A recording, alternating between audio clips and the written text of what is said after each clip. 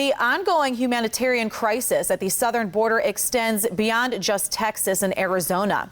Our Florida Governor Ron Desantis has activated the National Guard to help with what he calls an alarming surge of migrants landing in the Florida Keys, with most of them coming from Cuba or other Caribbean countries. Fox News correspondent Charles Watson has more tonight.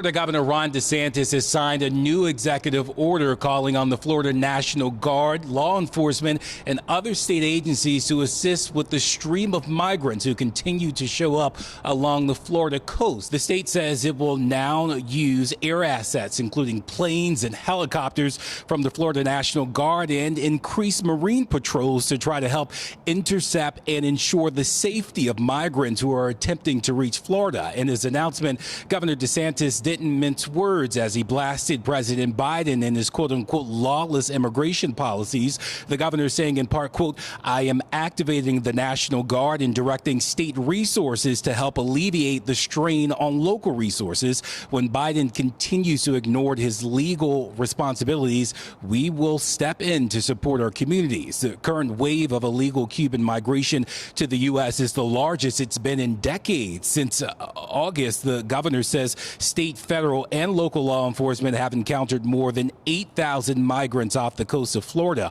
Most are fleeing from Caribbean nations like Haiti and Nicaragua, but it's the Cuban migrants in particular who are desperate, willing to risk their lives in the open ocean to escape their country's communist government and a terrible economy.